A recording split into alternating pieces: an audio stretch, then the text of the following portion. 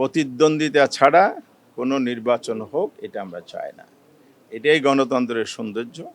বাংলাদেশের গণতন্ত্র চর্চার নতুন ধারা আমরা সৃষ্টি করতে চাই। আমরা আজকে তফসিল অনুযায়ী নমনীয় পেপার দাখিল করেছি। মাননীয় চিফ ইলেকশন কমিশনার আমাদের এই নমিনেশন পেপার গ্রহণ করেছেন। আমরা প্রতিনিধি দল সবাই একসাথেই ওনার কনফারেন্স রুমে গিয়েই আমরা দাখিল করেছি। আমাদের এই মনোনীত প্রার্থী 11 দলের পক্ষ থেকে ডক্টর কর্নেল অলি আহমেদ বীর বিক্রম, উনি বীর মুক্তিযোদ্ধা, খেতাবপ্রাপ্ত মুক্তিযোদ্ধা। এই মনোনয়নের ফরমের প্রস্তাবক হচ্ছেন ডাক্তার শফিকুর রহমান এমপি, মাননীয় বিরোধী দলীয় নেতা, বাংলাদেশ জামাত ইসলামীর আমির, আর নাগরিক পার্টির আলামিন সমর্থক। আমরা ফরমে যায় ওনারা চেয়েছেন সকল তথ্য উপাত্ত সুনিপুণভাবে বিশুদ্ধভাবে আমরা লিখিতভাবে পূরণ করেছি, আজকে জমা প্রদান করেছি। তার সাথে ওনারা 3 জনের প্রার্থী, প্রস্তাবক, সমর্থকের এনআইডি কার্ডের কপি জমা নিয়েছেন। এছাড়া অন্য কোনো ডকুমেন্ট আইনে বর্ণনা নাই, ওনাদের ইস্যুকৃত নির্দেশিকাও নাই। যতটুক আছে ফুলফিল করে আমরা এটা জমা দিয়েছি। আমরা আশা করছি ইনশাআল্লাহ আমাদের প্রার্থী ব্যালিড প্রার্থী হিসেবে যথাযথ যাচাই যেদিন হবে 16 তারিখ যাচাই পর্বে তিনি ব্যালিড প্রার্থী হিসাবে, যোগ্য প্রার্থী হিসাবে মনোনীত হবেন। আর এই নির্বাচনটা নিয়ে অনেকেরই কিউরিওসিটি আছে। ইতিমধ্যে পুরো জাতির মধ্যে এটা একটা আলোচিত বিষয়। কারণ হচ্ছে বাংলাদেশের ইতিহাসে রাষ্ট্রপতি নির্বাচনে দলীয় সরকার এবং সংসদের মেজরিটি থাকলে, মেজরিটিও টোটাল মেজরিটি থাকলে সাধারণত সরকারি দলেরই একক প্রার্থী থাকে, এখানে প্রতিনিধিত্ব হয় না। একটি মাত্র ইতিহাস বা রেকর্ড আছে 1991 সালের, যখন সংসদের মেজরিটি ছিল না কারো এককভাবে, জামাত ইসলামীর সমর্থনে 142 জন সম্ভবত বিএনপির সংসদ সদস্য ছিল। পরে নারী আসন যোগ হয়েছে, সেখানেও দেখা গেছে যে এককভাবে প্রেসিডেন্ট প্রার্থী বিজয়ী করার মতো সংসদ সদস্য বা ভোটার বিএনপির ছিল না। সে সময় বাংলাদেশ আওয়ামী লীগ সংসদে বিরোধী দল ছিল, তারা একজন প্রার্থী দিয়েছিলেন বদরুল হায়দার চৌধুরী, যার নাম আপনারা জানেন। উনি প্রতিদ্বন্দ্বিতা করেছিলেন। সেই প্রতিদ্বন্দ্বিতায় বিএনপির প্রার্থী জামাত সহ আরও অন্যান্য ওনাদের সমর্থন যারা করেছেন সেই সংসদ সদস্যগণ আব্দুর রহমান বিশ্বাসকে রাষ্ট্রপতি নির্বাচন করেছিলেন।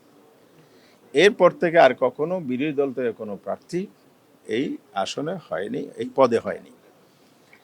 আমরা 11 দলের বৈঠক করে শীর্ষ পর্যায়ের সেখান থেকে ডক্টর কর্নেল অলি আহমদকে আমরা মনোনয়ন দিয়েছি। দুটো প্রশ্ন আপনাদের পক্ষ থেকে আগেও এসেছিল, এখনও জাতির কাছে আলোচিত প্রশ্ন। একটা হলো আপনাদের তো মেজরিটি নেই, তাইলে আপনারা কেন এখানে দিয়েছেন, প্রার্থী মনোনয়ন দিয়েছেন? আমরা বেশ শার্পলি এবং ক্লিয়ারলি বলেছি যে বাংলাদেশের গণতন্ত্র চর্চার নতুন ধারা আমরা সৃষ্টি করতে চাই। 91 সালে যদিও একটা সম্ভাবনা ছিল বিএনপির আসন কম থাকাতে, এখানে তো সেই সম্ভাবনাও নাই।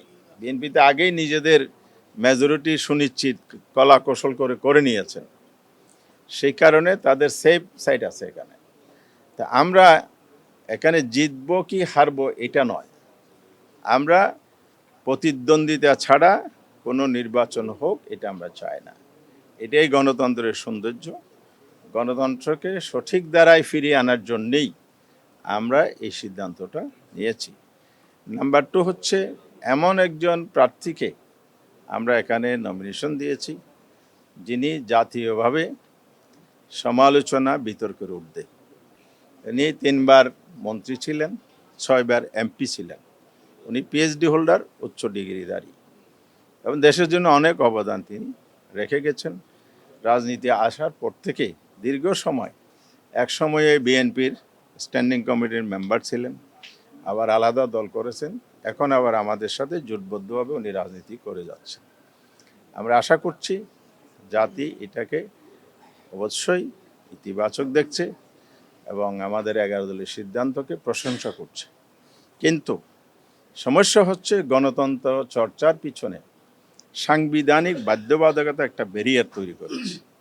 সেটা হচ্ছে আর্টিকেল 70 আমাদের কনস্টিটিউশনে 70 অনুচ্ছেদ বলে, যেটা নিয়ে আমরা ঐক্যমত্য কমিশনে সংসদ সদস্যদের স্বাধীনভাবে তার মতামত জাতির স্বার্থে, জনগণের স্বার্থে, দেশের স্বার্থে রাখতে পারে, সে ডোরটা ওপেন করা।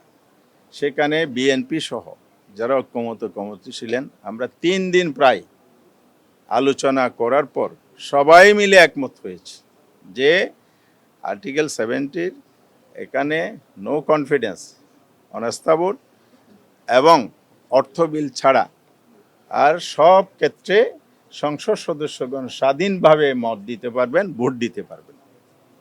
এটাই আমরা সবাই চেয়েছি। তো দুর্ভাগ্যজনক হলো সত্য, গণভোটে এটা পাশ হওয়ার পরও 12 ফেব্রুয়ারি বিএনপির একগুঁয়েমি এবং দলীয় সংকীর্ণতার কারণে, দেশের স্বার্থকে প্রাধান্য দিতে না পারার কারণে গণতন্ত্রকে আবার সেই জনগণের অধিকারের জায়গা থেকে প্রাতিষ্ঠানিক রূপ দেওয়ার ক্ষেত্রে ওনাদের গড়িমসির কারণে এই সংস্কারটা ওনারা করছেন না। বিশেষ করে গণভোটের যে রায় বাস্তবায়ন করছেন না। গণভোটের রায় যদি বাস্তবায়ন হতো তাহলে আজকে আমরা আশা করতাম কর্নেল ওলি সাহেব বিপুল ভোটে বিজয়ী হতেন, কারণ সংসদ সদস্যদের কাছে উনি একজন গ্রহণযোগ্য যোগ্য প্রার্থী। আবার শুনতেছি বিএনপি সচিবালয়ে প্রধানমন্ত্রীর কার্যালয়ে স্ট্যান্ডিং কমিটির মিটিংয়ে বসছেন, এখনও কাকে প্রার্থী দেবেন আমরা বা জাতি জানতে পারে নাই।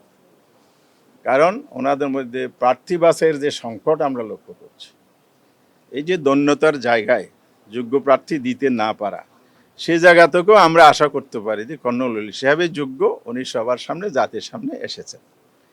আর একটা বিষয় আমরা প্রতিবাদও করতে চাই, সচিবালয় হলো একটা নির্বাহী জায়গা, এখানে রাজনৈতিক দলের শীর্ষ বৈঠক হবে, শীর্ষ ফোরামের বৈঠক হবে, এটা অতীতের রেকর্ড আমাদের জানা নেই।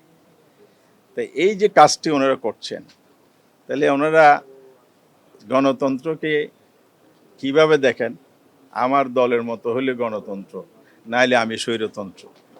5 মাস বা 6 মাসের কার্যক্রম, অতীত থেকে কোনো পরিবর্তন নাই, ওনাদের মহাসচিব বলে দিয়েছেন।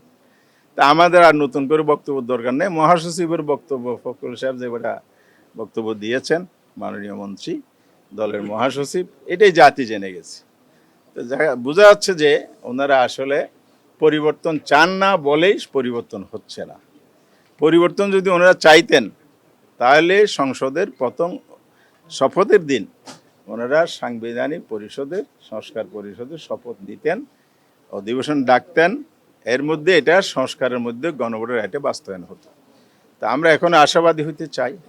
পার্লামেন্টও আমাদের সংসদ সদস্যরা বারবার উঠিয়েছে, রাজপথেও আমরা ভূমিকা রাখছি, আন্দোলন কর্মসূচি অব্যাহত রয়েছে। আপনারা জানেন, ওনারা যাতে সংসদে অতি দ্রুততম সময়ের মধ্যে এই কাজটা করেন, অর্থাৎ গণভোটের রায়টা কার্যকর করেন, সেই সময়টা এখনও আছে। তাইলে ওনারা ইতিহাসে স্মরণীয় হয়ে থাকবে। ওনারা এখন যে সমালোচিত হচ্ছেন, জাতির কাছে দীক্ষিত হচ্ছেন, এই জায়গা থেকে ওনারা মুক্তি লাভ করবেন।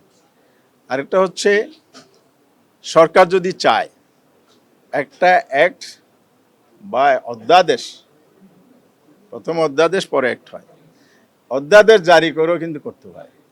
পার্লামেন্ট যেহেতু এখন নাই, তাহলে অনেক অধ্যাদেশ ওনারা ইতিমধ্যে জারি করেছেন। তার সাথে যদি বলতো সবাই মিলে যখন একমত হয়েছে একটা অধ্যাদেশ জারি করে দিই, বাংলাদেশে গণতন্ত্র উচ্চ পর্যায় থেকে চর্চা শুরু হোক, ওনারা এটা করার সুযোগ আছে, করলেন না। তা আমরা আজকে এখানে আপনাদের সামনে এই কয়েকটা বিষয় তুলে ধরলাম। আপনাদেরকে ধন্যবাদ জানাচ্ছি।